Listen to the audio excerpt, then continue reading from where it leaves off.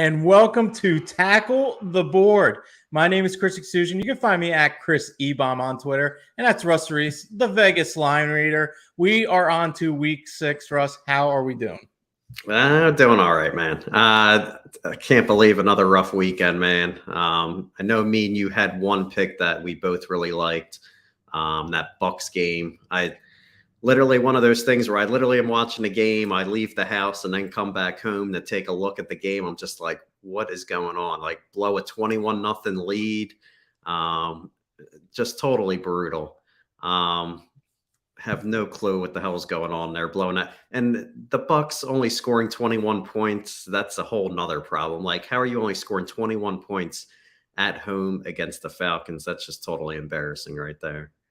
Yeah, I mean, that game was dominated the entire way. Falcons were not scoring, and then all of a sudden they score a touchdown, then they get the back door, and then it was just like, now, once again, the Falcons covered another game. They're 5-0 against the spread right now.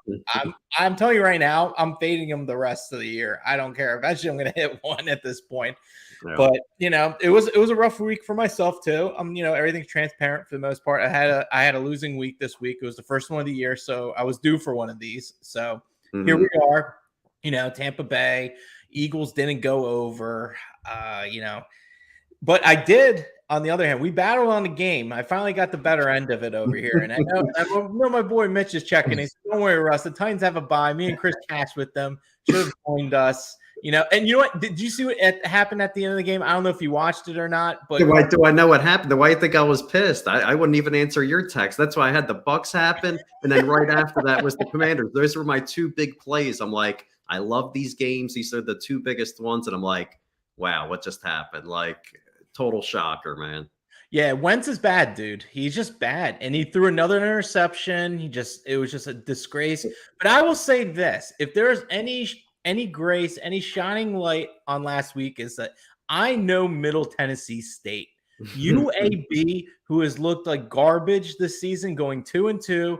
I told you I love them with their over on the season total. Still has a very good shot of hitting it. What a statement during homecoming, Russ. They were up 1,000 points at halftime, and they did not take the foot off the gas. Middle Tennessee State was scoring a little bit, but at the end of the day, man, UAB Blazers, homecoming, imploded spread. We talk about this with the season totals. They're usually pretty close with every team for the most part. And the fact they started 2-2, we knew they were going to win that game. And honestly, they just smashed them. So it was a great part for the Blazer backers. Hey, it's good to hear some positivity coming out of the weekend. So. But you know what the crazy thing was? So there was a couple plays I had for college. I really liked the Air Force. I talked about them and everything. I didn't even realize their shitty quarterback wasn't even playing. I saw him in a knee scooter. And then there's this other guy playing, and he looked actually halfway decent. If I would have known that he was playing pretty decent, I probably would have stayed away from that game. So whose quarterback didn't play? Utah State's quarterback didn't play. The shitty quarterback, I think it's like Logan something. I don't have his name off the top of my head. So someone else came in and played better than the crap. Oh, way better. Yeah, way better. Like he was throwing dimes. And I was like, what the heck is going on? And then, of course, the number one bet that you can make in college football is like Bama first half play. And I thought Bryce Young was going to play, and obviously not. That quarterback, he's just a running quarterback, and he fumbled it like 2 or 3 times. Like, clearly he's not ready to play, obviously. And I'm actually kind of shocked that Bama must really like his speed, and they think they could transform into like a Michael Vick kind of guy, because his decision-making was pure dog shit. And they almost still should have covered the first half even with him. So the fact that if Bryce Young does come back, they were able to win the game at the end of the day. Bryce Young comes back, I'm jumping on him first half, whoever they play. Oh, yeah. Trust me, I was pissed because I missed a couple spots with I can't trust these college football injury reports. They always come out last minute right before the game. Like Levis for Kentucky was out. That spread dropped from 11-4. So guys, if you ever see a big spread jump like that, and the public was on Kentucky, they get fooled, and then everyone's on Kentucky, and then that starting quarterback doesn't play. That's when you get outright winners like South Carolina hit. There was another one. I almost took Mississippi State I was figuring Jefferson was out, but he was out in the field, like throwing the ball. I'm like, is this guy like, I can't pull the trigger. This guy's out here with his helmet on. He's throwing passes out here. I'm like, what the hell's going on here? So All that right. was yeah. All right. So we got another message on the board. I got to bring this up. Good transition for me. Definitely. So John's checking. He says, need a big week, boys. Got some wine for the show. Packers by 100 this week. Hey, John. So I am in the same boat as well. All right. So I've been part of golf Twitter. I do a lot of golf handicapping. If you guys don't know, you've been watching Tackle the Board. I do a lot of golf PGA handicapping for DFS, betting, things that sort. Golf Twitter is a fantastic place to be. I do a lot of my work on Twitter for the most part. So my buddy Stu_Bega on Twitter sent me a little wine over here. So I'm actually enjoying some wine as well, John. So I'm in the same boat, drinking it's a little mix of an Old Zen and Petite Syrah. It's it's got some nose to it. It's nice. It's very subtle. I got it in the mug here. So we're ready to roll. I'm going to have my picks out Wednesday night, of course, for the, picks wise. Mm-hmm. But I'm right there with you, man. I feel good about this week. I got some more work I got to do, but the first fives of this, we're clean slate. Russ and I, if we ever run into like a combo bad week, I feel like we come back pretty strong. We get our head set, ready to roll, and I'm pretty sure we're going to do it. We're not perfect all year. So when this happens, we come back strong. So hang on, baby.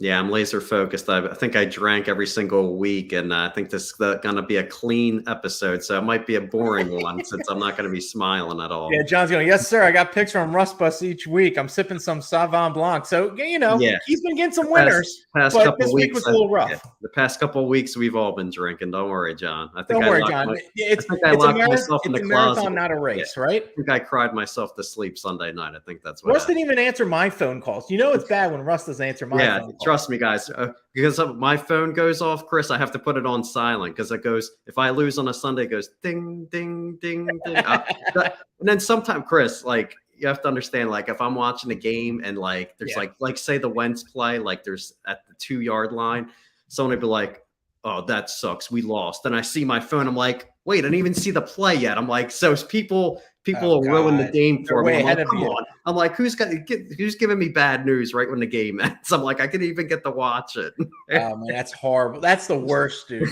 Sometimes I have to turn off my phone, like if I know, I have like YouTube TV, so I'm like behind on the cable people constantly. So like if I'm watching a game or whatever, and people are like messaging me, like I'll just turn off my phone and just be like, I know. Or like my father-in-law calls me like, oh, did you see this play? And then I see it like 10 minutes later because he's got cable, like regular cable. I'm like, come on, you can't be, like I'm watching golf and he's like, oh, did you see that shot by Cantlay? And I'm like, no, not yet. And then I like look at him like, come on, man, you're killing me. I can't be talking to you. Yeah, if someone's going to give you a report, it's got to be a good news one, not bad news. No. So like if somebody's watching this, don't send a text like, oh, we lost, because that's the worst possible thing you can send someone to see that they lost. But when you say we won, and then I'm surprised, I'm like, holy crap, we won. Like that Wentz play, I was looking at my phone on that last play, and I literally on looking at the phone, I have to click on like Twitter tweets like going on at the same time, and it just says interception. I'm like, how the fuck? I was dude, like, as soon as I knew he was driving, dude, I knew I was winning that bet. Yeah, it wasn't even a question. And I have a buddy, Jim, on Twitter that I talk with all the time for golf. He's a big Titans fan. He's from the area, and he went to the game. He went to the the Washington game and everything. But that Wentz guy, man, I mean, he's not gonna have a job. He's gonna be a perennial backup. Yeah, I mean, you just don't bet Wentz, dude. It's easy. Trust me, Mitch. I can't wait because I just want to get started because I just got to get through the first game, which is Thursday Night Football, and I have to get the damn pick on already, Chris. All right, so let's just get the party started. We got a lot of viewers here. Thanks guys for tuning in. We're getting some good viewership coming in live right now. If you got any questions, you want to say anything, I pretty much shoot everything that everyone says. So if you got something to say, you're pretty much going to get on the show. So that's how it's going to go. This is not like other shows where your messages don't come up. I'm hitting them left and right. So let's get this party started. It's Thursday night. You thought last week was bad? Hold on. This game fucking sucks. This is Washington at Chicago. Chicago is currently, let me get the official line, -1. The over-under us, 37.5. Where are you going? All right. I need a breather here for a second. The Wentz is pissing me off, but here's the problem. I racked my brain, kept going back and forth, but these guys They fit like he's been fitting a system the past 2 weeks. Yeah, That literally, I'm looking at all the games and all the other games win at a high rate, except for like the Commanders keep fitting in there. And I'm just like, this is the third time I'm going to go with them in a row. And this is the last time. This win or lose, this is it here, Chris. All right, I got the Commanders. Basically, the Commanders, they haven't covered I think it's like 4 straight now. Last week, I had them as a good spot versus the Titans, but again, had the 2-yard line, choked the game away. Now we're basically getting value. This is the most value you can really get on the Commanders here. I mean, they're a small underdog versus the Bears. Yeah, Bears favored. Yeah, everyone was thinking that the Bears and Texans were basically the worst team in the NFL before the season even started. So Bears are still a bad team. I mean, they got their win against the Texans. That's all. They won by a field goal. So Bears are actually 25th in the NFL in sacks per game. So the Commanders, they struggle with the offensive line, but I mean, they should get time in this game. I mean, they put up 28 against the Jaguars and put up 27 to the Lions. So I just feel like this is the game they got to have. I saw the Commanders' next few games are all games that I think they're going to lose. So if they're going to win a game, it's got to be this game against the Bears. You know what I mean? I just feel like the value is just there. And I would throw in I would do a parlay with the Commanders and the over. I feel like this is going down to 37.5. This has the feel of that Bears Texans that I talked about a couple weeks ago that went up to 43 points. They covered or went over. It was like a 23-20 game. I knew both teams are going to score 20 points. Both of these teams don't have good defenses. So I feel like the over's the play. And I like the Commanders here because they fit a couple systems that I have. So I'll take the Commanders here plus the 1. You took my thunder here, man. I love the over. I figured over 37.5, man. These defenses, if you're looking at what they're doing defensively, Chicago's ranked 22nd in total yards allowed, and Washington's 17th with yards allowed. 37.5 is way too low. I understand the Bears have their issues with scoring, but you know what? There's going to be plenty of turnovers. That's going to lead to a lot of points, and getting over 37.5 is not that hard. I understand the unders are hitting like crazy this year. Like a ridiculous rate right now, but this game's going well over. I think it's going to get into the 40s easy. I think 37.5 is way too low here. I think the public's actually on the under too, so that's why. Well, we'll see where we're technically at. Yeah, 55% I'm looking at right now is on the under right now, along with the Bears getting 68% of the bets. So I might have a blessing in disguise for this game, Chris. Okay. I was just looking at the Commanders before I talked about this game, but I wanted to check any injuries before I even touched the Commanders. Well, Wentz has a little shoulder injury. That's the good news. Thank you. I saw a Q next to Wentz. I'm like, shoulder issue? I'm like, there's issues going on. Did you see Rivera talking about Wentz the other day? Yes, I did see that. Let's talk about it. He said the problems, dude, there's issues going on. That's why I almost didn't take the Commanders, but I'm hoping that Wentz doesn't play because I like Heineke. I think Heineke could beat the Bears. Solid. Oh yeah, he knows how to get the ball down the field, and he's got the good receivers. Dotson looks like Dotson might be back this week, so at least they'll have 3 good receivers in this game. And I have a feeling this Brian Robinson coming back from being shot. I feel like just Thursday night football, a little spotlight here against a bad rushing defense. He might get a touchdown or something. Just be the storyline here, something positive. Yeah. Commanders here, so kind of see that because they always have that guy they talk to after the game. Right. Sure as hell they'll be like, please, we don't want to talk to Wentz. Give us any other guy to talk to after the game. So I'm hoping that with the over under dropping, I'm hoping that it's something like Wentz doesn't play. You know, people think like, oh my gosh, that would be. I mean, honestly, if Wentz doesn't play, I'm definitely taking the Commanders. Exactly. I will love this game. If Wentz is I will love this game. No, but wait, were you talking about somebody coming back on offense, wide receiver wise? I was like kind of for the Commanders. Dotson was out last week, and he's questionable this week, so he might be coming back. Oh, he might come back. Yeah. I'm looking right now. I'm looking at there's no timetable for his recovery, so maybe he comes back. Things could change, obviously, but it's a short week too, so maybe they'll wait one more week. I think they're probably going to wait on because of the short week. But if you think there's actually a chance of Heineke starting, this is a big Commanders play.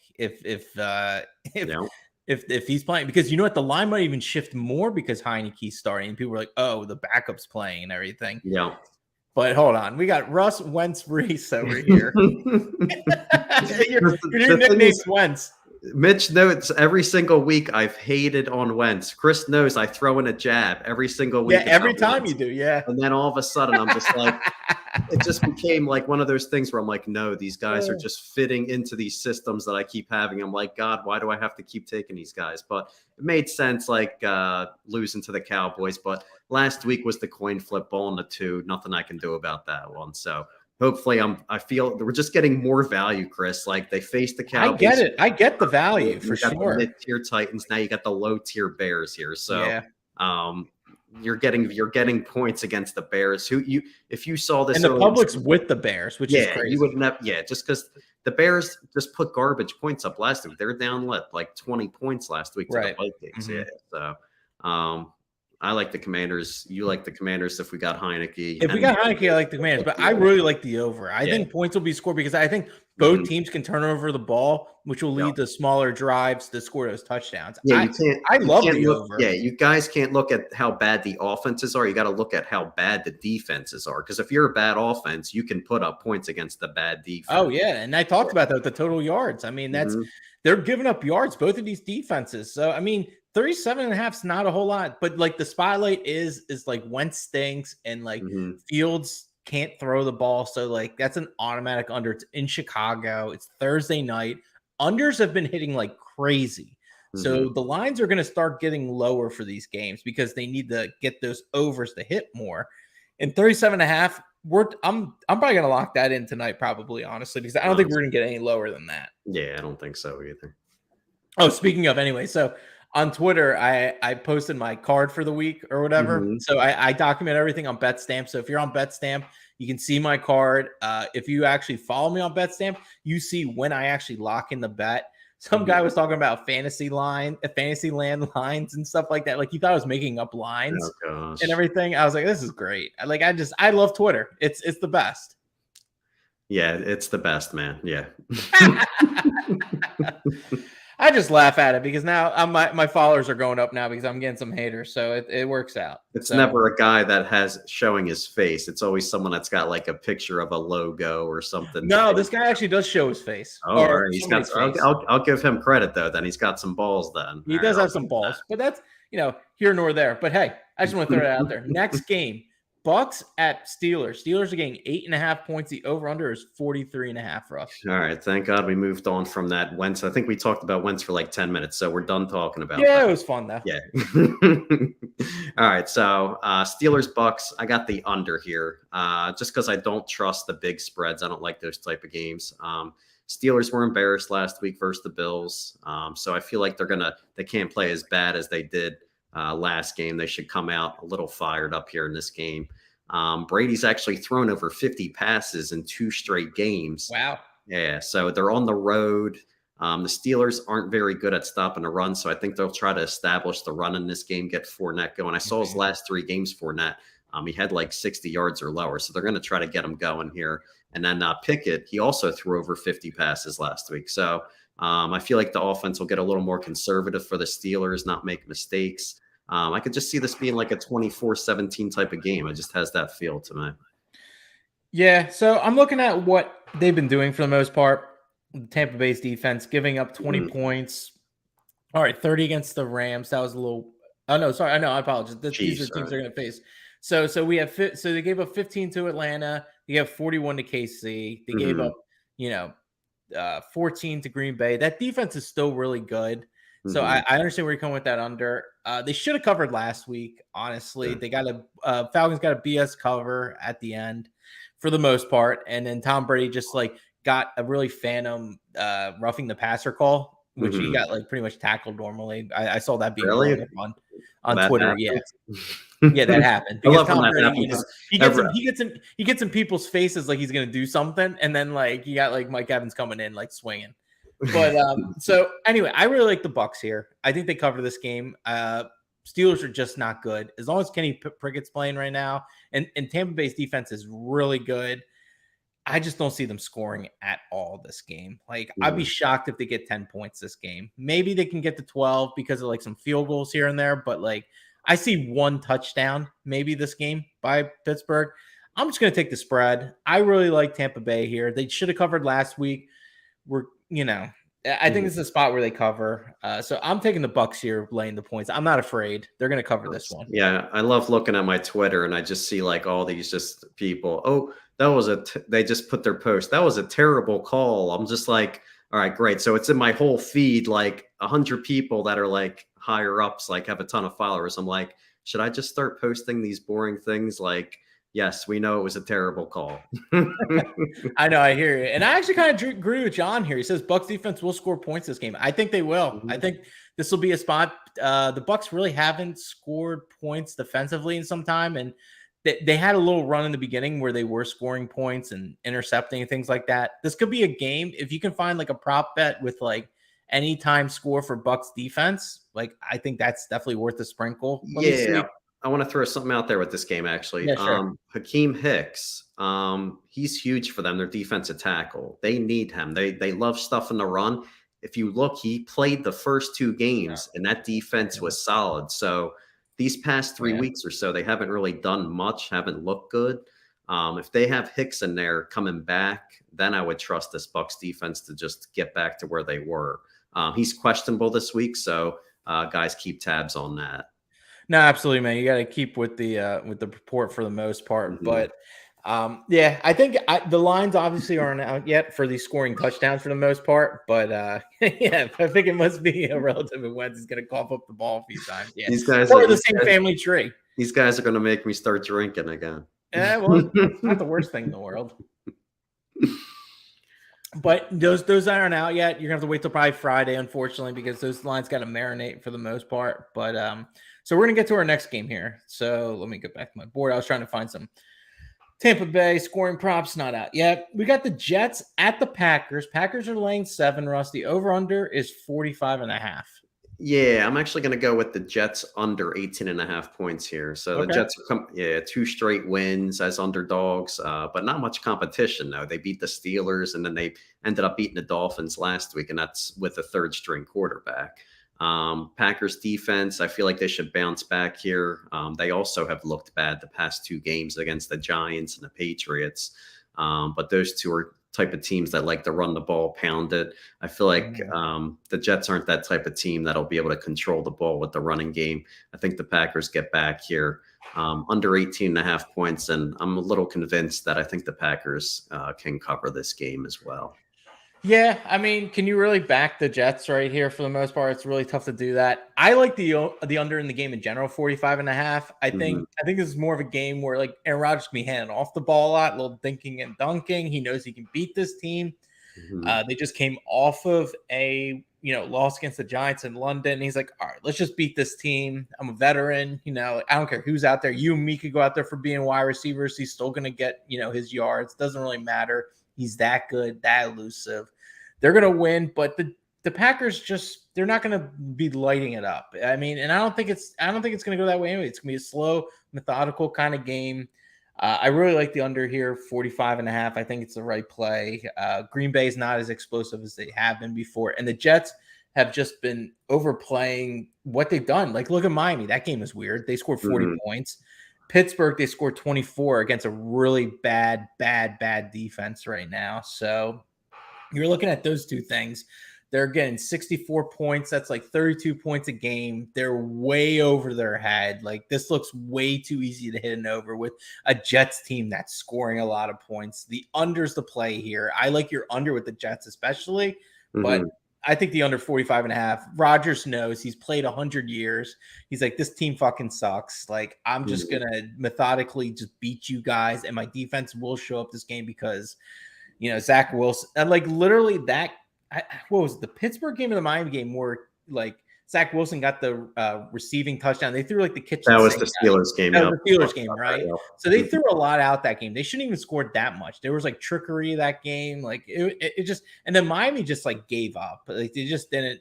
That game they were just done once they threw in 3rd-string quarterback. The kid from Kansas State, Skylar Thompson. They threw him in there. He's just a running quarterback. That's all Kansas State brings. I don't know why they would even have him on the team. Yeah, no, absolutely. But John's checking in. He said Jets got bailed out with Bridgewater going out. They threw the kitchen sink at Wilson's first game.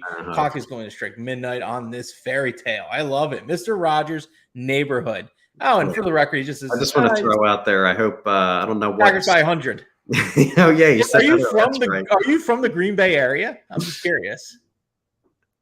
I gotta know if you're biased or not. But either way, I think they are going to win. I don't think they're going to score 100 points. I don't think there's going to be a lot of scoring, but I think they handled the game really respectively. So yeah, okay, here we go. Wisconsin, we got a Wisconsin guy. So, but yeah, you get a little upset after that Giants game that like went haywire. But you know what? I think honestly, I think they know what they need to do, and they're going to control the clock, and it's just going to be it's going to be like a terrible game to watch. You're like not going to want to watch it. Just so you know, I'm going to be sitting on the couch this Sunday, so I'm not going to be catching passes from Aaron Rodgers. So I don't know about you. I don't know what Stu put in that wine.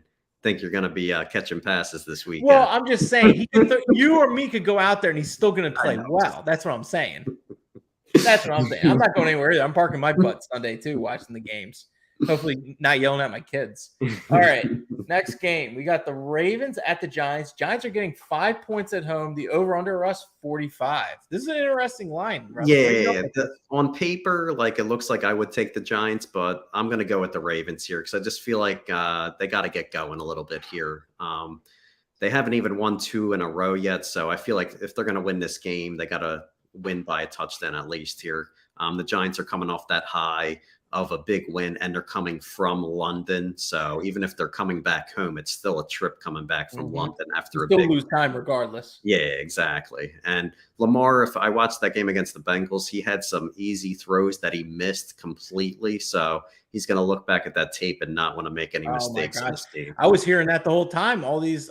So I've been getting my physical therapy for my Achilles and everything. So the guy that does my physical therapy, he's always talking football with me because he knows I do the show. He's a subscriber. He's maybe watching right now. His name's Gabe, but he was talking about, oh my gosh, like he missed like all these wide open passes. Like he looked horrible. Yeah. So like even just like everyone just like talking about it, like I think he gets super sharp this game.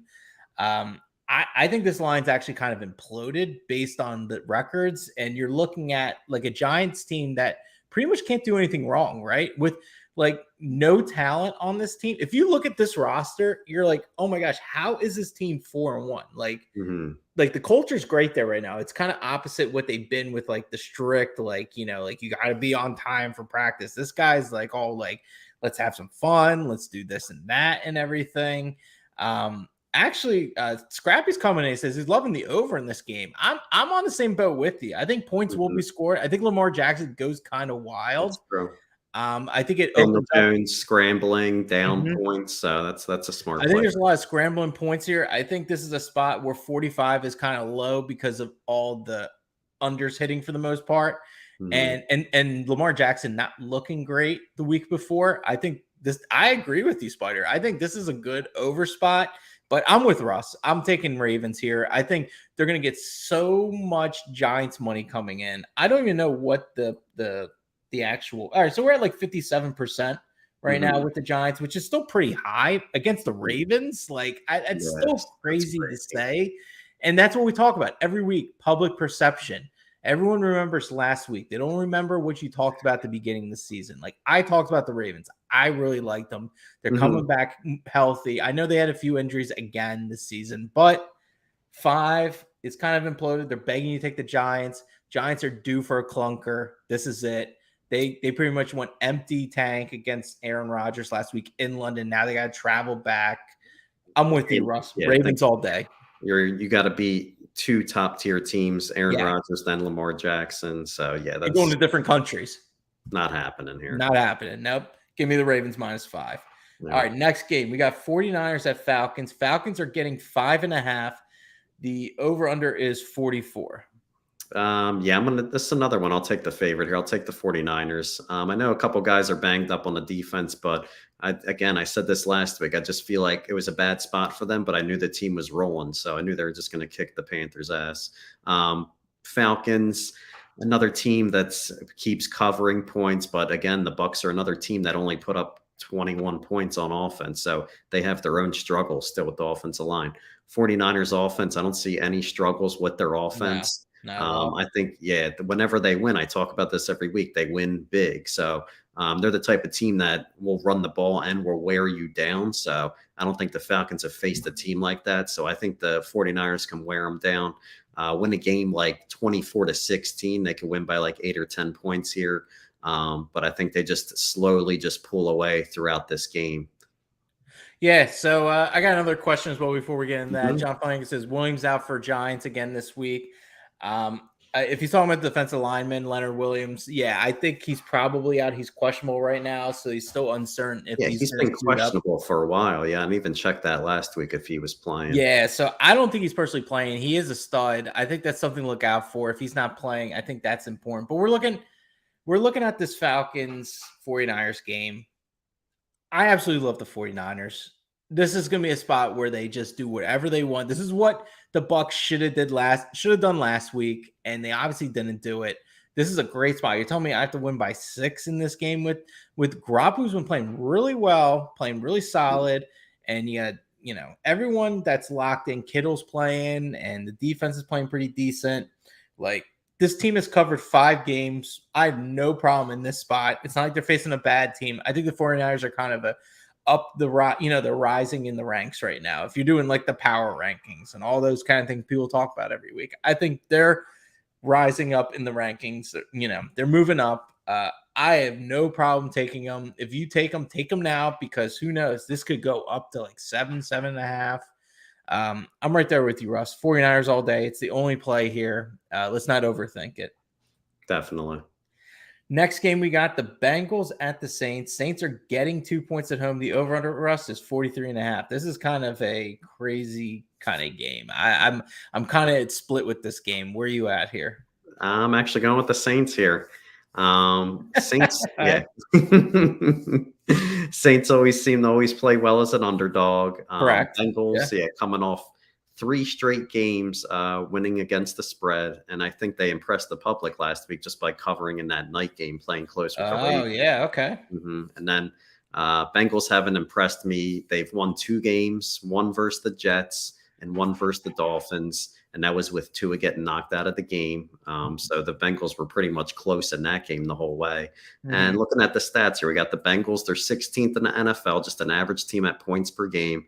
And then offensive line is the 4th worst in the NFL, giving up the most sacks to Burrow. So I just feel like I've talked about this last year going into this year, Chris, how the Bengals are just overrated. I looked at Burrow's stats against just average. You were not a believer from the start, and it's showing right now. You were dead on with it. He had huge stats against all the terrible teams last year. This is what's happening to the Raiders. These guys can't face good competition throughout a season. So Burrow, his stats are not good against even average defenses. Like, he puts up average stats. He doesn't have big games like over 300 passing yards. So the Saints, they have all the weapons. They're getting Kamara. He just came back last week. They're starting to get him going. They put up 39 points last week. So the offense is clicking. The defense is some concern for the Saints, but I feel like if this even gets into a high scoring game again, I think the Saints can pull it out at the end.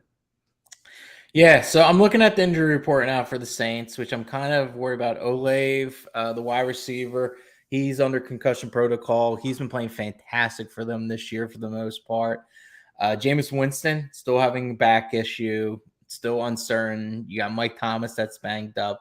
You also have Lattimore, who's banged up too. I mean, they have a lot of injuries for us. It's like, I get where you're coming from with like the +2, and I think that the fact that Cincinnati's covered the last 3 games, are they going to cover a 4th game? Like, I do believe what you said with the Bengals being kind of overrated going into the season. I think that is a thing.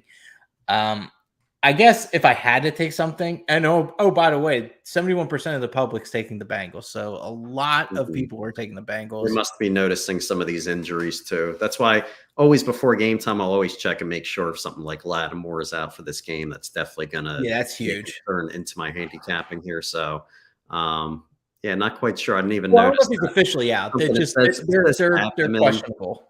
he did not have much stats last week, so he must have got knocked out of the game early or something because he doesn't even have anything, a tackle or anything like that last week. Yeah, Kamara was getting a lot of good stats last week. I was going against him in fantasy, so I was watching him pretty close. He was whooping my butt a little bit. He didn't score much, but he was getting a lot of yards.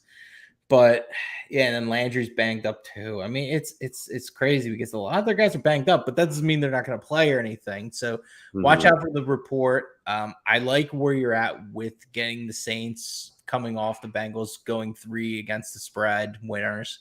So I guess I would lean kind of Saints, but this is more of a stay away game for me. We got the next game over here. The Zappy Patriots at the Cleveland Browns. Browns are laying 3 points. The over-under rush is 42.5. Yeah, I'm going to go with the Browns here. Patriots are another team that really haven't impressed me. 2 of their wins are against the Steelers, where they just squeaked that out, and then they ended up beating the Lions, who basically last week had a bunch of guys hurt again. Browns have lost 2 straight, and their next 3 games I checked, they're against the Ravens, the Bengals, and the Dolphins. So they got 3 tough games. I feel like this is just a game that they have to have at home here. I'll take the Browns here -3. Yeah, I mean, I'm looking at what New England has next up. You want to know who they have next up? They have Chicago, the Jets, and the Colts. Yeah. Easy. I can still kind of fight their way through for the most part. This is definitely a game where they don't necessarily need to win. I think Brissett can play pretty well. I think he's been playing pretty solid. I don't have his stats in front of me, but he's been looking serviceable. And mind you, they need to get a couple more wins because if they're still in the hunt, I'm going to look at what they're at right now. So they're 2-3. It's not great. So they do need to get some wins. This is a more of an important game for the Browns than it is the Patriots this game. Because if they can be somewhat serviceable when Watson comes back, they can make a push in this terrible division. Like they could. Maybe they can get a wild card spot. I still feel like Ravens are still going to win this division for the most part. But, we'll see what happens. But if they can get near 500 or above 500, they're going to try and get it. And I think Brissett's capable of doing that. So I'm right there with you. I like Cleveland -3. The defense has been pretty solid as well. Garrett Miles playing pretty well, things of that nature. So I'm right there with you. I think the Browns need this game more. And I know Belichick, he's going to game plan for it, obviously, to try to win. But I don't think this is like a do or die for him because he's got some easy games coming up for him. So Zappy, another learning experience against a really good defense. I'm all for that as well. But Browns should run wild versus Patriots with Chubb and Hunt. That could easily happen too. I mean, you got to look at it. The Patriots defense hasn't been amazing. Like they showed spurts of being. Yeah, you kind of don't know what you're getting out of the Patriots defense. They're kind of like a wild card kind of defense. You don't know, they could be good in spurts, but then they're bad in others. And then if the run game's good and Brissett is making smart decisions like he always does. That's the problem. That's how they lost last week. He actually made a bad decision at the end of the game. Yeah. So you rarely see that happen. You rarely see that from him. What's that? You rarely see that from him. Yeah, exactly. So I think it was against the Chargers. That game kept going back and forth. It was that was a wild game. I could see the Browns getting back and squeaking out of a close one after they lost a close one last week because it seems like all their games are actually close. It is tough to trust a team to cover that -3. I still like them there, honestly, because they could be up like 6 points and then they just have to defend against like a touchdown against Zappy and he can get himself in trouble. Like you could get into that scenario. Like it could be close, but it could be something like that. And Mitch is once again checking in. He said he pulled a Wentz. He just keeps digging at you left and right. So yeah, he did. Yep, they both pulled a Wentz. Yeah, they both pulled a Wentz over there. That's just the interception. We're just saying pulling a Wentz. That's all. Wentz looked a lot worse. He threw the only guy double covered side. Oh my gosh, that dude! There's no if there's no way he could start for a team next year. It's humanly impossible. This is it. He's done, man. Dude, he's just it's crazy because he actually does play for the CFL. Canada's close up north in the States. He can still hunt and everything. Right? Yeah, but you know what? Like the funny thing is like he does have the talent, but his mind is just mush when it comes to making decisions. Like he's just like, I'm gonna sit in the pocket forever and wait for a pass. He doesn't make the right calls, the right reads. He's always athletically he's great, but that's about it. Yeah, he always throws to the guy double covered. It's crazy. Absolutely insane. So we're going to get to the next game. Vikings at Dolphins. Dolphins are getting 3 points. The over-under us is 45. Yeah, this is another game. We got to check the injury report. Absolutely. Yeah, so, I mean, it does seem kind of high +3, but we'll see.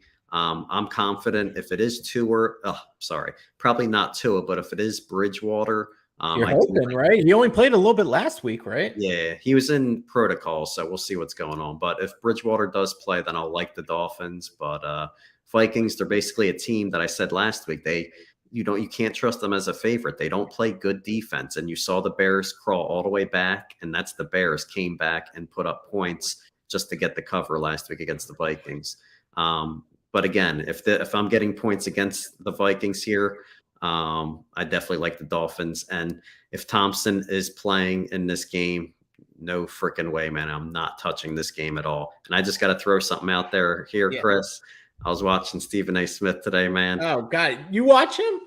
No, I like watching idiots. That's what I like watching. They get everyone riled up. So that's what I wanted to tell you. He had the Vikings in his top 5. I was correct. What, of the NFL? Yeah, his power 5. He's like, I got the Vikings. That's what I'm saying. He gets people riled up. All right, this game pretty much. So I'm looking at the report right now. I'm looking at Teddy Bridgewater. He did technically clear concussion protocol by Miami. By whoever's by, it got cleared. So I think he is going to play. My more concern is, especially for my fantasy team as well, I got Taysom Hill. I think he has some issues right now. He has a left foot injury. I think he will be active, but I don't think he will be himself for the most part. Did you say Taysom Hill? Oh, geez. Tyreek Hill. Tyreek. He's a problem too. All right. Luckily, I thought you were trying to say someone else at least. No, Tyreek. I told you. Taysom actually did me a favor last week. He was stealing touchdowns from Kamara, but didn't matter. I still lost. So it didn't really matter because Kamara didn't get the touchdowns, but it's here nor there. But Tyreek Hill, he's banged up. He's got a foot issue, so I don't know how really healthy he is for the most part. I honestly feel like if the Jets put up this many points against this defense, I kind of think Cousins kind of goes wild on these guys. If whatever the over is on their total points, let me see what they're at right now because I don't even know if that's up yet. You talked about before team props. Vikings over 23.5. I love that play. I think they definitely score a good amount this game. I think we can get close to 30 this game. In that case, maybe I'm on the side of the Vikings this week, taking with the spread, but I think over 23.5, this defense, if you're giving up 40 points to the Jets last week and you're still banged up from that last week, I think Cousins has a field day out here. So I actually like the over 23.5 points for the Vikings. That's my play here. Oh, nice. Yeah, I'm taking the Russ chapter over here with the over on the team, over under on the team. There we go. It's about damn time. Man. I know. Well, change it up a little. We're talking this out. This is the beauty of Tackle the Board. We're talking about all the games, and as we talk about it, I'm like, wow, this actually seems like a great over spot for the team total for the Vikings. So that's where I'm at right here. Nice. Let's see. So the next game we got here is we're still in the last 1 o'clock game. We got the Jags at the Colts. Colts are laying 2.5. The over under 42. Before you say anything, I think I know what you're taking here. So no, you don't. No, I do. I think you're taking the Colts here. No, you think I want to rack my brain, dude? I was racking my brain on this game, and this game is a shit show. Yeah, I switched it up here. I actually got the over here, Chris. Okay, I like it. It's looking like they're sharps and squares. Everyone's on the under in this game. A bunch of shapes out here. Exactly. Whoever people think they are, yeah, they're all on the under in this game. These two actually faced off earlier in the season. The Jaguars blew them out 24-0. So usually when a team gets shut out like that and they face off again in the same season, the team comes back and usually puts up some points. So the Colts were actually without Pittman in that game, their star receiver, when they did get shut out. And Jonathan Taylor, if he's coming back, I mean, he should be coming back here. This is a division game. Gets his week off there. Didn't play last week. If he comes back here, I feel like this game could easily go over the 42 points. Jaguars actually have looked bad on offense. They only scored 6 points last week. They got upset. And then they didn't look good against the Eagles on offense. They just got some defensive touchdowns in that game.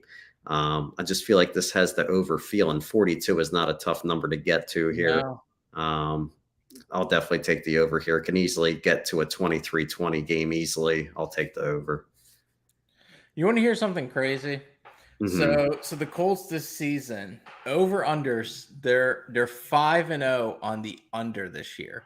Mm-hmm. So we're getting that value with the 42. Everyone's betting it now, yeah. Everyone, and I'm going to look at the percentage now, because now we got the wheels churning over here. We got 50% on the under. This is a perfect over spot. Like, they're not going to go under the entire year, right? Yeah. So, and everyone saw how terrible they looked on Thursday Night Football too. That was that grueling game that people had to watch against the Broncos. Mm-hmm. But Jonathan Taylor was out of that game too. Yeah. So it's still uncertain if he's going to play this week, Taylor. But I think they can do enough to score here, like you said. And you know what? Even if you want to throw the trends out here for the most part, the over is 5-0 for the Jags in the last 5 road games. So they have been putting up a lot more points. For example, the Eagles game, that game went over, which that game should have never went over in that storm that I pretty much flew through. It was absolutely insane. That should have been like a 30-20, some high 20s game, and it ended up being like 50 points. I think Doug Pearson has been pretty good with the game plan for the offense on the road here. I'm with you, Russ. You talked me into it, and now that I'm seeing these kind of things right now, this is the beauty of Tackle Board. We're talking about the games, and I'm finding something with you here. I like the over here too, dude. I'm gonna lock it in, because I think this is a great spot for this over here. Jacksonville's been an over machine on the road this year, and you know what? Indy hasn't hit the over yet this entire season. 0-5. Something's got to give, Russ. This is a great spot, and 42 is not that hard, especially with all these unders that have been hitting for the most part. So I'm with you. I'm gonna lock that in tonight. Over 42. Hell yeah, man. I like it. Good find right there. We got Carolina Panthers at the Rams. Rams are now laying 10.5. The over-under, Russ, 40.5. Get him a body bag! Oh, yeah. Well, we got the body bag game this week. Oh, shit. Here we go. I got the Rams here, man. Rams are still a good team, but we just can't trust them against a good pass rush against these other teams like the Cowboys. That's why they struggled last week. They shut down the Cowboys in that game. I think I saw Rush. He had like 100 passing yards or something, man. The game just got nuts. Yeah, the Cowboys defense, was dominant in that game. And they got a punt block for a touchdown. Like, crazy shit was just happening in that game. The defense scored a touchdown too, right? Yeah, exactly. They scored on the punt. Yeah. Oh, yeah. Maybe it was the fumble return too. Yeah. The game was just absolutely horrible. The Rams can score against a terrible team in the Panthers. So I was talking about basically pressure. The Rams look terrible against the Bills, against the Cowboys, who are a great pass rush. So all the other games, I watched them against the Falcons. The Rams were slinging the ball around. They didn't have a problem scoring in that game. Right. So we're facing the Panthers here. They're basically 25th in the NFL in sacks per game, Chris. They basically can take advantage of this week. Yeah. They can't take advantage of the weakness of the offensive line, having this bad defensive line. And they just got Baker. He just got hurt. He's out. And then we got Matt Rule here. He just got fired. So everything's just going wrong for this team. I definitely love this game. Blowout type of game here. Give me the Rams. Yeah. So it's funny you talked about it. So I'm looking at the team stats for the game. Do you know how many passing yards Dallas actually threw for that game? I believe it was like 100 yards or something. 76 yards. Yeah, see, it was terrible. I saw he had like 5 fantasy points or something. My man Scrappy Spider's checking. He says, I'll take any team versus Mayfield. Yeah, well, he's not playing. Mayfield's out. I think PJ Walker's coming in. PJ Walker is going. So I want to get into that. So I heard some things about Darnold possibly playing, but from what the interim head coach is saying, they feel really confident with Walker coming in. And then there's a narrative he's 2-0 in his last 2 starts, and he had all these great numbers. Yeah, because he faced the Cardinals when Kyler Murray was actually absolutely, and he faced the Lions, who sucked. So Russ, thank you for solidifying this Yes. because I definitely think this is a body bag game. This is something Like, that you need to lock in. Like this is going to be so ugly. You're telling me PJ Walker is going to have to go cross. Normally, I'll be honest with you. Normally, I hate going against a team that just lost their head coach because, like, I feel like because the guy that's usually the interim head coach is going to pull out all like the tricks and the bags. But when you got PJ Walker playing, the last time I said that was Nebraska, and they lost by like 60 to Oklahoma. So I don't think that trends. Well, all right, but I can. Okay, so Oklahoma's kind of a weird situation, but I can maybe get into that another time. But for the most part, I mean, but in the NFL, I always feel like guys, I don't know, there's always like a weird thing with like the playbook, and they do all kinds of crazy shit because the interim head coach needs to impress that maybe get a head coaching job. But not with PJ Walker. I'm sorry. Temple's finest. It's not going to happen. I'm right there with you. I think the Rams smash them this week. I've been contemplating kind of things with the Rams. We'll talk about it later. But, yeah, I mean, look at the Niners. They had like the safety get hurt. Bosa got hurt in the game, and they still pulled away against the Panthers. Like the Panthers, no quarterback now. Don't get pressure on the quarterback. This is just a really bad team. And like honestly, like. So Dallas's defense is really great. Like that defense has been playing fantastic. Like they have a lot of weapons and everything for the most part. But we got Mitch checking. He says, take the Rams to lead at the end of each quarter. Seems like you can get plus money if you really believe. Hey, I actually don't mind that. You parlay that together. You know, Mitch, I think I'm going to play that. Thanks for bringing that up. I think we're going to rise and fire with that play. But I think it's interesting that you're saying I'm looking at the stats, 76 passing yards.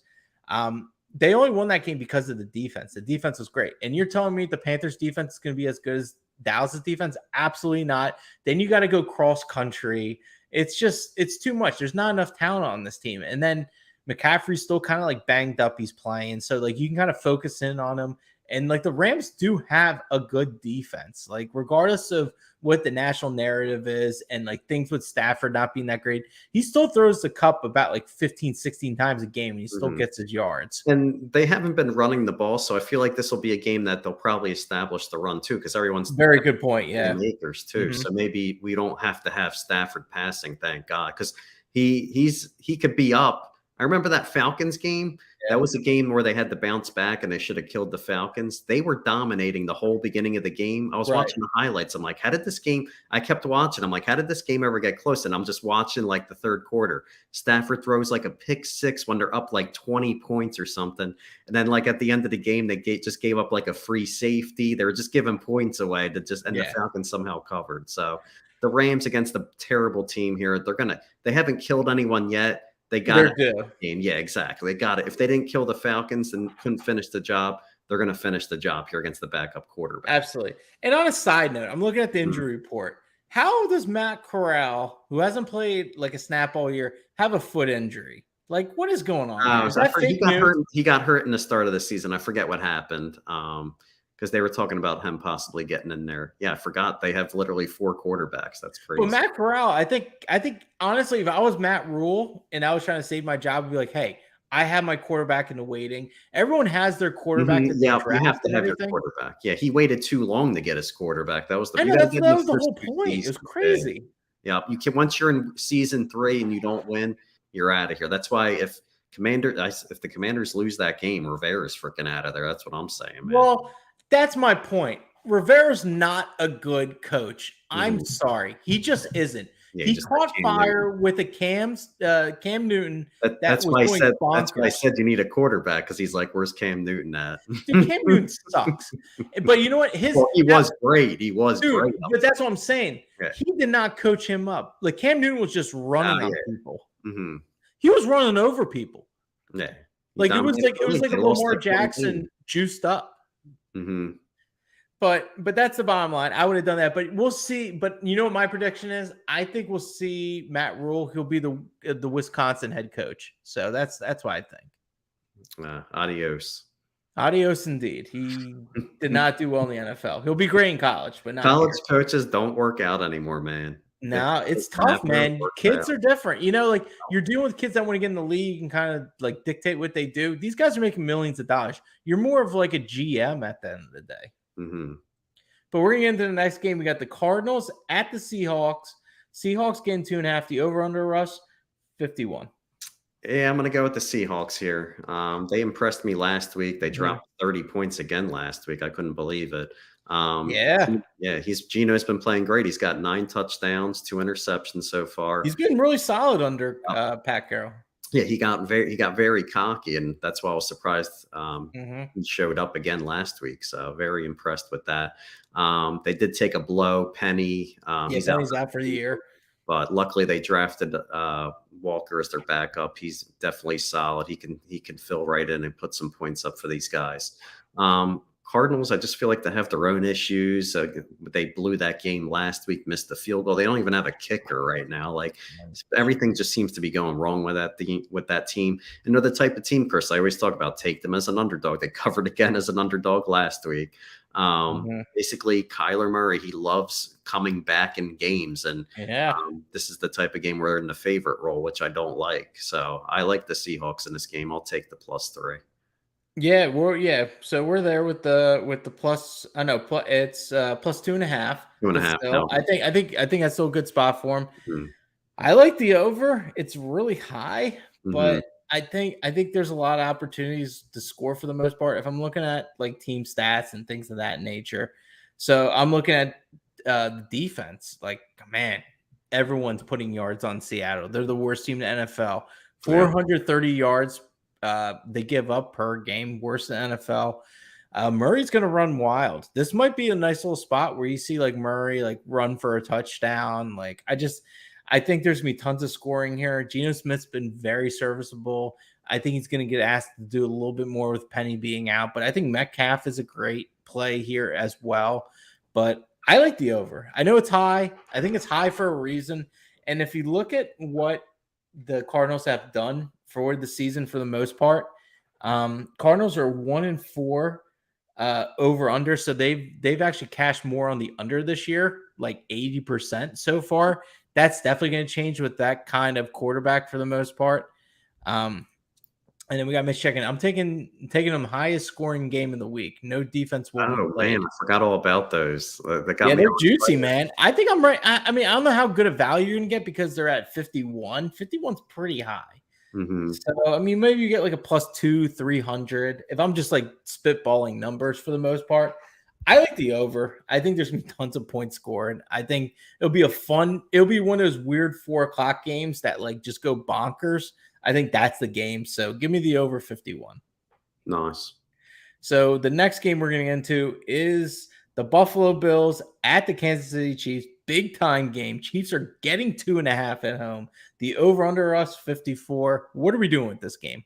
Yeah, I'm taking the Chiefs here. Bills are the darling of the NFL right now.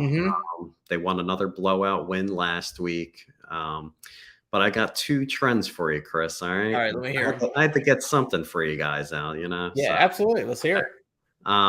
So I've said this before, Mahomes, he's never lost a spread as an underdog. So that's the first one. And then I saw something just breezing through the other day.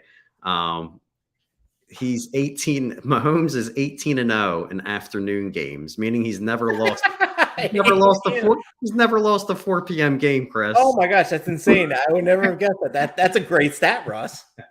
So I was like, that might be one of the best stats you ever gave. Yeah, I was trying to get like some info on that Raiders game. I'm like, I don't know who to pick. That's a great stat. I'm like, holy shit, 18-0. I'm like, what the hell is this?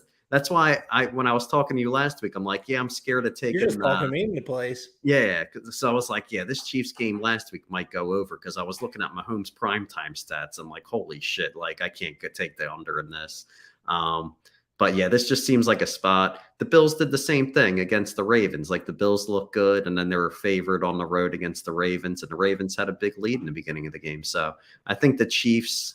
How do I go against Mahomes getting points at home? I mean, this Bills team isn't like the 1990s Cowboys here. Like they're not like. Yeah, I hear you. I mean, the offense is pretty nice, but but they also look great against a really bad Steelers. Yeah, the Bills are getting a little out of hand. They had the banged up secondary, so it's just because they look great against the Steelers and killed the Titans. They're beating up on the lower like mid-tier teams. So playing against the top tier teams. They're back and forth. So until Josh Allen gets back at Mahomes owns them. So I'll keep taking Mahomes here in this spot.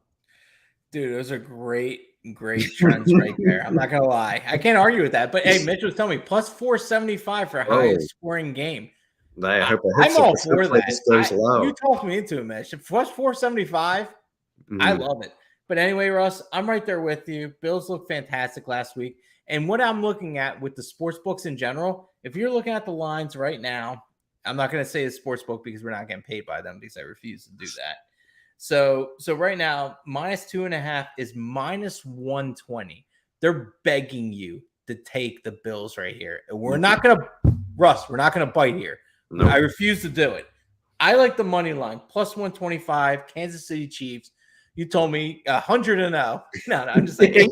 Yeah, he might be once his career. It might as well be 100-0 at this point. If you're watching that 4:00 game, it's always who has the ball last, and I'll take Mahomes having the ball last. Yeah, absolutely. I like the money line for the Chiefs. I'm not messing with that over under because I don't know how weird that game's going to be.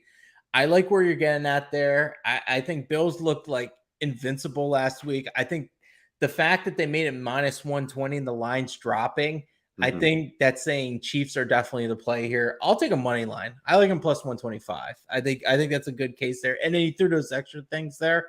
No problem. It was great. So, I mean, he's been great at home. And 4:00 games, fantastic. That's a great time zone for him, especially at home. So. The Bills have the much easier division. This isn't the game they need. The Chiefs are like the team that have to battle throughout a tough division. So, like, the Bills can afford to take these random losses to the lose to the Ravens, lose to the Chiefs. They'll still end up losing 3 or 4 games on the season. Like, that's how this game, like, really doesn't mean much to them as long as they dominate their division.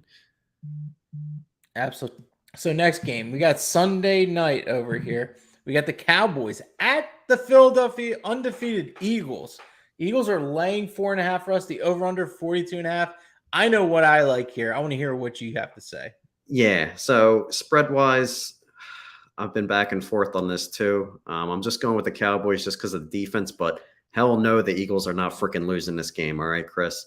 Eagles aren't losing this game? No, Eagles aren't losing this game. The Eagles haven't faced a pass rush like this, but I'm not getting suckered into these Cowboys. They still don't impress me. They took advantage of that crappy freaking Rams offensive line. They beat the freaking Commanders. They beat the Giants. Like, I'm still not getting suckered into this. They keep getting the public action as the dog. I think the Eagles, I think I'm siding with the Eagles now. I just feel like I think Hurts is going to want this game so bad. These guys. This is a very important game for Hurts. Yeah, and being a Texas guy too. It's a night game. I've seen Cowboys in night games when we are good, and the Cowboys, they choke, man. Oh, big time. This could be rush plays, and I think we freaking get to them, man. And I think Rush ain't playing next week. Dak will be back after they say, "Oh, we took the loss against the Eagles." So I think the Eagles will impress here. We got the A.J. Brown. I think he'll make big plays here. That was the problem last year. They didn't have that receiver. What's his name? Smith was getting pushed around last year in this matchup. This is not the same matchup.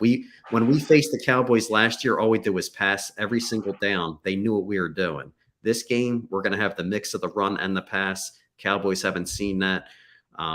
I'll take the Eagles with the spread now. I actually am feeling more confident. Talk yourself into the Eagles, I say. Yeah.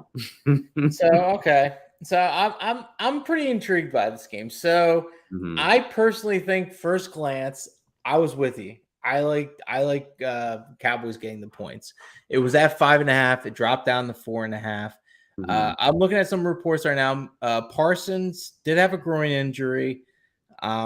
It's uncertain if he will play. If he definitely doesn't play, all bets are off the table because Parsons has been an absolute monster. Jason Pierce, big shocker, hurt. His chest hurts. Big deal. But Dak Prescott, if he plays, I do like the Eagles here. I don't think Dak will play. You don't think Dak plays? I don't think so. I feel like the line, so? Yeah, if Dak was in the game, he had a little circled, I think. Yeah, I think this line will go down to 3 if Dak does play. So, but I'm honestly, I think the Cowboys could keep this close. It just looks, but you know what the crazy thing is? I'm Mhm. looking at the public bets. 67% is on the Cowboys. That's what I'm saying. There's two. The public won 2 straight weeks. The public was on them against Washington, and they were on the Cowboys 2 straight weeks. So that's why I'm just thinking. I'm like, this is the 3rd straight week. The public's on them as a dog again. You don't win 60. That's a very good point. That is a very good 3 point. weeks in a row, Chris. And then look at the Cowboys' next 2 games: Lions and Bears before a bye. They got 2 little cupcake games. Great points. Where Awesome that points could right come there. back at home. So I think Yeah. I think we could blow them out here, honestly. Wow. Russ. Rush, we haven't seen Rush make any like bad decisions. No, he's been perfect. Now Right? he's going to be in this. Yeah, he's going to be in this night game, and he didn't. Oh, look good. man. He It might did be a not look good blackout. last week. Dude, we have confirmation on a blackout game. That's what I need. If this is a blackout game, I'm taking the I Birds. think we're the only Eagles fans that watch. Oh no, we got some other guys. We got But my man had to refresh my mind once again to say Dallas sucks, Dallas sucks, Dallas sucks. So that's good. I'm glad you had to bring that in mind, because you know what? At the end of the day, you know, I always like put my fandom to the side. But Russ, I'll tell you what, Russ, you're kind of calling me in the Birds a little bit. In that Cowboys game, Pollard broke off a huge run in the game. Huge run. Yes. Yeah, they got the, what's it called? Defensive Pollard's touchdown. good, man. Pollard's really good. Oh, yeah, he's explosive. Exactly. But then they got a punt block. The leading receiver was Lamb. He had 53 yards. Like, oh, yikes. These guys, they didn't do anything against the Rams there. So Slay's going to lock him down. Yeah. All right. So I originally was going to go. I originally was going to go with the Cowboys because I liked the Cardinals last week. They did cover, and then I thought this was going to be kind of a tough game for them. But Russ, you're bringing too much great knowledge to me per usual, and I think I'm on the Birds. I think I don't want to mess with the over/under because I think maybe this is a game where Rush gets kind of rocked and maybe they don't score as much.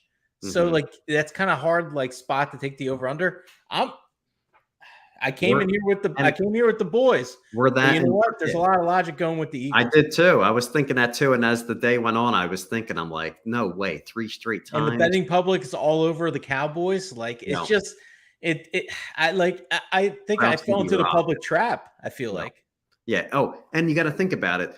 Rush played at the Rams. The Rams don't have a real crowd, so there wasn't no crowd. So this is the first time Rush. Oh yeah, it's gonna be rowdy. Yeah, for a Cowboys Eagles game. Yeah, I messed up on that. I guess he did face against the Giants in that game, but that was another one. They didn't score anything in that game. Like, what was that on Monday Night Football? The crowd wasn't even that great in that game anyway either. It was football. Yeah, because the offense is just sputtered. They don't do anything. They run the ball. They're so boring. This still be something Rush has never seen in his entire career. Like, Rush had 215 passing yards in that game against the Giants, so he's not doing anything. Daniel Jones had 196, so yeah, that's probably what. I think when we talked about this, we were both on the same mindset in the beginning, but as we talked about it, I think this is an Eagles bet. I think this is favoring the schedule once again, and it's like, I mean, honestly, Dak sucked his first game, and then he got hurt, so then be it. But like, Rush has been playing too well of late. I think Slay and Gardner, like it's just going to be a mess for him. I think this might be as close as we get to a body bag game, and then the Philadelphia faithful will be super excited after Sunday night. Oh yeah. We're that improved team that just looks good on prime time with Hurts.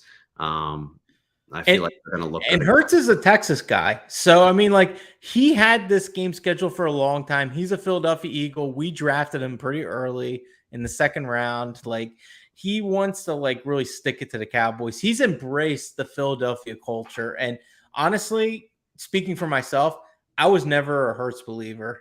I for the longest time, like, I'll tell you right now, I didn't think he would ever be good. Like, I thought he was always in the perfect situation. Don't get me wrong. The Eagles have a lot of weapons on offense, but he has not made that many mistakes. But I think that deals with like a lot of his experience that he's been in the NFL with. Rush kind of just fell into it for the most part. But I think Hurts has been playing pretty well. He's proven me wrong. What getting a receiver will do to make your team look a lot better. Yeah, absolutely. Smith is the type of guy that's a 2 receiver. he can't be the one guy. He was getting pushed around last year by Diggs. He couldn't even run a route. He couldn't even get off the line last year. Now we got Brown. Mm-hmm. Brown's a big physical wide receiver. Yep. He complements him beautifully. Yeah, you can't. And then you have Goddard too. I mean, and then you got Quez Watkins that's just going to be on the fly. Like, there's just too many weapons. Like, this is kind of like a scenario where like Hurts is at Alabama and he's got all these weapons, and like it just makes it easy for him. But you can't fault the guy because he has weapons. You still have to produce at the end of the day. He's doing that, and I'm giving him his credit. So yeah, it reminds me of the first year when Lamar Jackson finally did something. No one thought he could throw, but then he had some weapons and he just went off that year. I just have the feeling of Hurts. And when Lamar was playing those primetime games, he was just putting up huge stats. So I think Hurts on primetime, he looked great against the Vikings that one game. I think everything's just going to go his way again here. No, absolutely, man. We're going to get in the Monday night last game. Denver Broncos at the LA Chargers. Chargers are laying 5 points. The over-under 45.5 for us. This is a tough game. Yeah, it is a tough game. That's why I'm going to take the over here. Broncos defense, they're good, but this is their first time actually facing a top-tier quarterback. I said that last week about the Browns, and that game went over easily. So I feel like the Chargers will put up enough points, and this will be a type of game where the Broncos could just get those garbage points, like being bet down from a touchdown, just keeping up with them. I see like a 28-21 type of game. I can see this game going over. Yeah, I mean, if I have to play something, I'm kind of leaning towards the over. Once again, I don't really like this game. Everybody and their mother's betting the Chargers this game because everyone's written off Denver. But can you really trust Russell Wilson? Is he really bad? Like, maybe he is, like maybe this is the end of his run. Maybe the last year when all his luck was like just like hitting left and right is finally like ran out. Like, I legitimately think last year he was the luckiest quarterback last year. Like with all his wins and everything else, covering spreads, like he just got really lucky a lot. And now are we just finally seeing his luck running out? Like maybe that's the scenario. So I think the fact that the offense really couldn't score that much and you still have weapons on the outside, I think the over is the only play here if you're going to play it. So that's kind of where I'm at as well. I'm not crazy about this game. I'm personally probably not going to lay a bet for this game, but if I had to, I'm taking the over as well. Yeah, I mean, he used to have the weapons and basically he would run the ball as well. He's just not running the ball right now. I think that's probably why he wanted to go somewhere else, because he was sick of getting sacked so many times. So if you want to just play complacent, you're not going to win games, Yeah, absolutely. And, life is hard without Metcalf and Lockett. Believe that. Yeah. And they're making Gino look like an all-pro. I mean, I agree. I mean, they're good wide receivers. Definitely. Yeah, I wouldn't want to leave those guys. Yeah, now, I mean, but don't get me wrong, like Judy's decent, but I mean, like, I don't know, you're still getting in a new system, new quarterback. Carroll's been in the league for a while. There's still some rapport there. So I still feel like they can get something going. I mean, it's still early. That's good. You're a Broncos believer. Bad coach, and Russell Wilson just isn't a leader. So that's what happens. That's why Pete Carroll's just a great coach, man. He controls that whole team. Yeah. Man. And that's who made Russell Wilson look good. That Brady left and he could handle it. When you can buy houses for the Bush family, you make things happen. Exactly. Pete Carroll makes things happen. He knows how to work. Party time. I call him Party Time Pete, man. He's the guy. He's cool. He's throwing the ball around. Like, he just brings good vibes, man. Like, I think he's the perfect NFL coach because I think people love playing for him, honestly. Yeah, and Gino Smith was written off like 10 years ago. Oh, easily. Gino Smith. 100%. Great point. Yeah, so that shows you how good of a coach he is right there. And in the past 5 years, he's literally had the worst defense in NFL, too. Yeah. Because he's not dumb. He knows how to he's into the game. Like, so he did make the terrible call of not running it on the 1 yard line. But in the Super Bowl, he's into the game and doesn't make those like terrible like calls timeouts when they're not needed, because these new coaches nowadays, I see it like it's so bad now, like Hackett and everyone. The Chargers coach, he did another blunder last week, like he's just nonstop blunders. And then I'm watching the Falcons game, like, dude, there's these crazy decisions. The Falcons versus Bucks, they like went for 2 to be down 6. Like now people are just going for 2 just to go for it. Just now. go for like, 2. It's crazy. Yeah, it doesn't make any sense. Like that Chiefs Raiders game that was dumb going for 2. Like just too many dumb mistakes going on. No, absolutely, man. Before we go, I need to talk about it. I'm still in the Survivor. Russ and I were in like a Survivor pool. I'm still in it. So originally I've had the Rams, right? So that was my team. And then like I kind of had in the back of my head, like I'm like people were, people were talking like, oh, Rams suck, this and that, and which I do like hearing.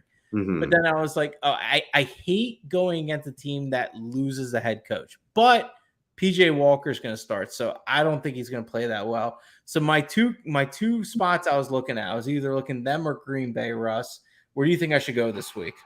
Yeah, I would go with the Rams there. I don't. We talked about this for like 10 minutes, how they should blow them out and everything. The Packers are a team you can still save because I feel like. They still play the Bears. They still play the Lions. Like he owns the Bears. Like I'm looking at a spot where he's going to be in Chicago. I'm probably going to take him that week. Yeah. Yep. Yeah. There's no way he'll definitely come back with a win. And that's the young receivers. They're only going to get better in this. Yeah. Rodgers always goes off in the second half of the season. You don't see him take bad losses in the second half of the season. The Rams are someone that I could see them sleeping, like cruising and then sleep against a team like anyone in their division, even the Seahawks or Cardinals. They could sleep one game and lose one of those, So I would definitely, exactly. Rams for sure. Yeah. I feel like the same way too, because I think they're going to be at Chicago. Like this is literally the last spot I would take the Rams the rest of the season. Their division's really tough. Oh yeah. Like, this is a spot where like this is the game. Carolina's got to travel across the country. They won the Super Bowl. They have one of the toughest schedules, everything like that. Like they have to win this game. There's no slipping on this game. They lose this game, they're done. Yeah, no way. They are making the playoffs. No way. The Panthers are a mess. There's no way. I totally understand they're a mess, but like most of the time when a team loses a coach, like I feel like the guy that's interim goes kind of crazy and you don't know how to game plan for it. But I just don't think PJ Walker can do enough for it. So I'm not overthinking it. I am going to take the Rams because I think I can use Green Bay later on. But that'll do it for us today, guys.